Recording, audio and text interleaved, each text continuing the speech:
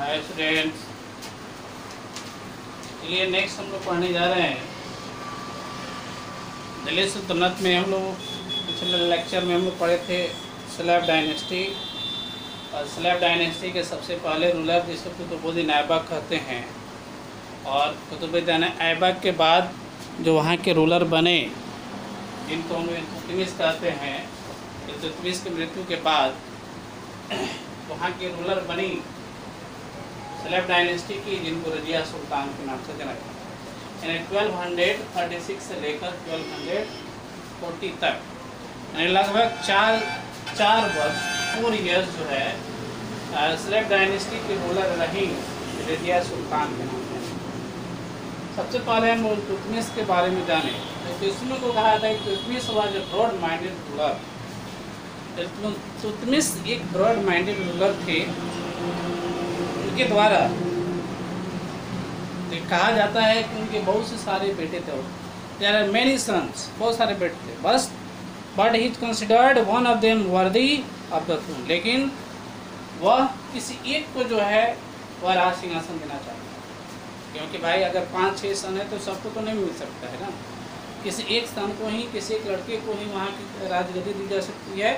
तो इल्तुतमिश जो है ये देखना चाहते थे कि अपने लड़के में से कोई एक लड़का जो है उनकी राजगद्दी को संभाल ले। लेकिन he decided to nominate his daughter Razia. लेकिन उन्होंने अपनी बेटी रजिया को नॉमिनेट किया कि वह जो है वहाँ के राज सिंहासन को संभाल सकती है, क्योंकि वह जो है इंटेलिजेंट थी और सबसे अलग थी। इसलिए इल्तुतमिश ने यह चाहा कि अपनी गद्दी पर रजिया सुल्तान को जो है बैठाया जाए।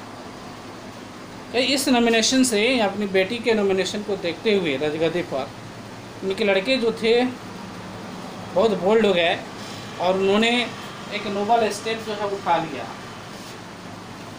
But the nobles did not support the accession of Razia as their sultan. लेकिन वहाँ के नोबल जो थे उन्होंने रजिया को ये सपोर्ट नहीं किया कि वह जो है वहाँ की थ्रोन पे बैठ सके, वहाँ के राजगद्दी पर बैठ सके। तब जाकर जब इल्तुतमिश की मृत्यु हो गई, इल्तुतमिश की मृत्यु के बाद उनके लड़के, जिसको रुकनुद्दीन फिरोज शाह के नाम से जाना जाता है, उनको जो है सुल्तान बनाया गया नोबल्स के द्वारा। नोबल्स के द्वारा जो है वहाँ के सुल्तान जो है बना दिए गए। लेकिन लोग जो है उनको लायक नहीं करते थे। वह जो है एक राजा या एक जो इम्पेरर जो होता है उनकी अलग अलग 4 लोगों के अंतर्गत नहीं थी। इसलिए वहाँ पर रजिया को जो है नॉमिनेट्स किया गया, और नॉमिनेशन में लोगों का पॉपुलेशन जो थे, सिटी का जितने सारे पॉपुलेशन थी, वह जो है रजिया को सपोर्ट की। तब रजिया जो है वहाँ के तो इल्तुतमिश की जो इच्छा थी वह इच्छा पूरा हुआ। यानी कब? जब रजिया सुल्तान जो है वहाँ की राजगद्दी पर जब बैठती है तब। इम्पेरर बनने के बाद जब रजिया इम्पेरर बन गए तो उन्होंने फीमेल ड्रेसेस स्टार्ट किया, जो कोर्ट के अंतर्गत पहना जाता है।